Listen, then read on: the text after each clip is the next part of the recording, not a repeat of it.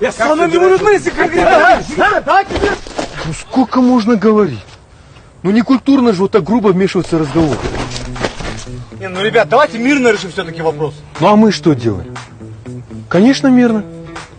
Мы что, звери, что ли? Мы же не дикие. Вот у ужаса есть претензии к твоему другу. Конечно, есть претензия. Это черт меня чуть не убил. Не убил же, не убил же. Я семейный поколение чуть задумал. А там? От. А там? Подожди ты. Ужас.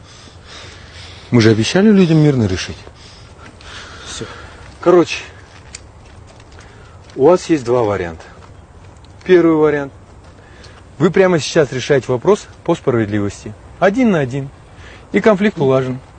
Даже материальный ущерб не будем просить. А второй? Катя, еркектер сөйлесіп жатқанда килігіспеші. А второй? А второй? Вам всем не понравится. Нам первый! Нам первый!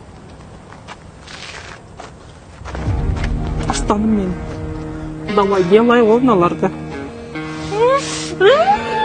Сен Катя, мен қошташа атасың, не сомнение отасың менден? Қойсай. Аяшка, сен тұршы, үйең тұрады бұл жерде. Я церемонияң бітті ме, жүрші тез.